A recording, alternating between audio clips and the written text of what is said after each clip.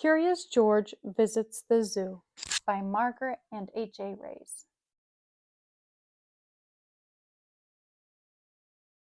George, said the man, how would you like to see a real elephant? Let's go to the zoo. There was a lot to see at the zoo. There were the giraffes with their necks so long they seemed to reach the sky. There were the kangaroos carrying their babies in a special pocket. And finally there were the elephants with their floppy ears and their long trunks munching on hay. It was lunchtime. People were eating on the park benches and picnicking on the grass. I'm going to find out what time they feed the lions, said the man with the yellow hat. Wait here and don't get into trouble. While George was waiting, he saw a zookeeper with a pail of bananas for the monkeys. The keeper put the pail down to get a drink at the water fountain. George was hungry. He grabbed the pail and ran away with it. Hey! Shouted the keeper. Stop that monkey! But George kept on running.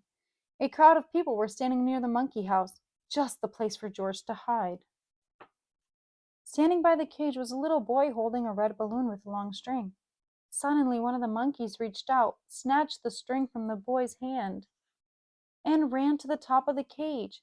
Then he tried to squeeze the balloon through the bars. The other monkeys started to shriek and scream. The little boy was crying. Please, couldn't somebody get his balloon back? Asked the mother. None of the people could reach that high.